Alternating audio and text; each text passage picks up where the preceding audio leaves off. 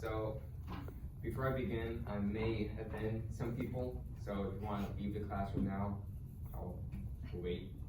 Okay, sweet. So, raise your hand if you believe that the wage gap should be abolished because it's a gender and sexist issue. I don't know. Okay, a lot of you. So, sweet. So to begin, women don't work as hard as men. Yeah, and I'll get back to that in a minute. Also, I'm not going to be talking about the other 6 and 9 genders, just the main 2 because I like science. So now that I got your attention, the gender wage gap is based on a misunderstanding based on wages and earnings. This idea that all need does is simple division to find the median earnings and of all men and working full-time and all women working full-time is silly. So, but Barack Obama stated that women make 77 cents for every dollar a man makes. While he may be right that there is a pay gap, he and other millions of people did not include working in the same job industry or even the same number of hours, paid hours for that. So life choice is the main reason why the gender pay gap is not what people may think it is. So let's break down that into 3 reasons. Why? 1 is simple economics, 2 is typical women roles, and last would be the work ethic between men and women. Now that we know some reasons why, let's begin with economics.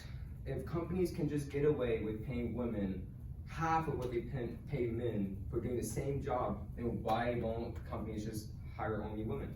I know if I was hiring people for my company and I wanted to save money, I would never hire a man again. And why not also just try to hire only attractive women, just to increase profits? The U.S. Equal Employment Opportunity Commission states to prohibit discrimination on account of sex and payment of wages by employers engaged commerce. This act may be cited as the Equal Pay Act of 1963. You can't pay women less for doing the same job as a man does. It is against the law and it does not happen. That being said, in the article, women in their 20s earn more than men of the same age.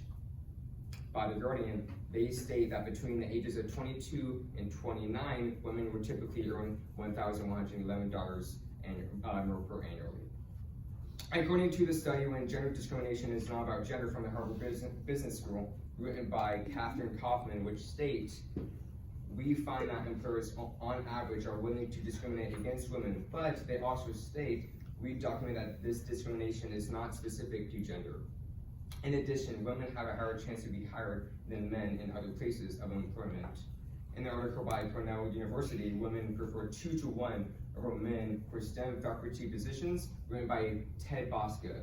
He wrote that female PhDs are disproportionately less likely to apply for tenure-track positions, yet when they do, they are more likely to be hired. It's pretty astonishing when we acknowledge that women also get the top end of the stick sometimes, especially in STEM faculty positions.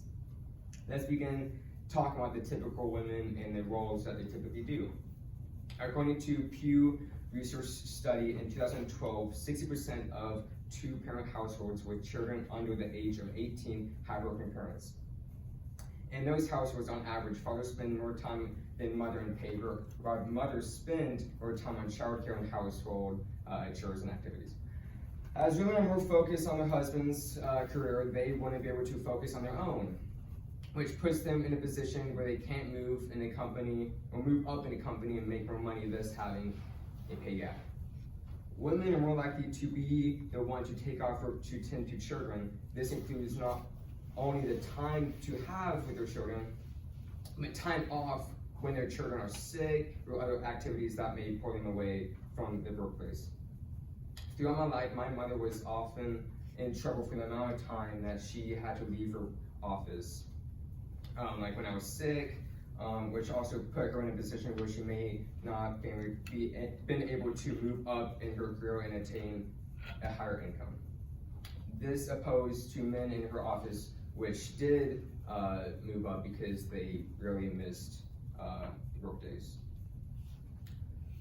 Claudia Golden, a professor of economics at Harvard University, stated that the largest single factor of the pay gap is that women often take a bit of a backseat, so their jobs are more able to be on call at home and so that guys' jobs are more able to be on call in the office.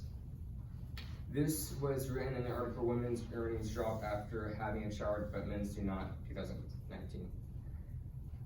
Child care employment opportunities and the need to have a flexible hours are part of this flexibility that moms are put into positions where they may not be able to earn the same wage as men.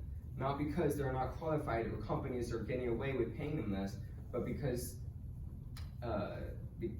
they may not be able to have their careers as the #1 priority. So now that we talked about the typical woman roles, we're now going to be talking about work ethic. So I'm not going to say that my sources aren't good or bad, but according to the University of Harvard, written by V. Bellani in 2018, it states that the gap of 89 cents in our setting, which is 6% of the earnings gap across the United States, can be explained entirely by the fact while having the same choices in the workplace, women and men make different choices. Men work nearly twice as many overtime hours than women when they are scheduled the day before, which is the same study by Harvard University. From the Bureau of Labor Statistics published in 2014, they stated even among full-time workers, those usually working 35 hours or more per week, men work longer than women, 8.4 hours compared with 7.0 hours. This isn't a pay gap, it's a choice gap. According to the New York Times article, Workplace Deaths in 2015 reached a 6-year high, written by Niraj Chokshi. Niraj claims that men accounted for all but 7% of the total workplace deaths in 2015. This is because men are more likely to go for those riskier jobs, which tend to be the highest paid. Many college majors that lead to high-paying roles in tech and engineering are male-dominated, while majors that lead to lower-paying college major jobs are women-dominated. Placing men in higher-paying career pathways on average, stated in the article Women-Dominated College Majors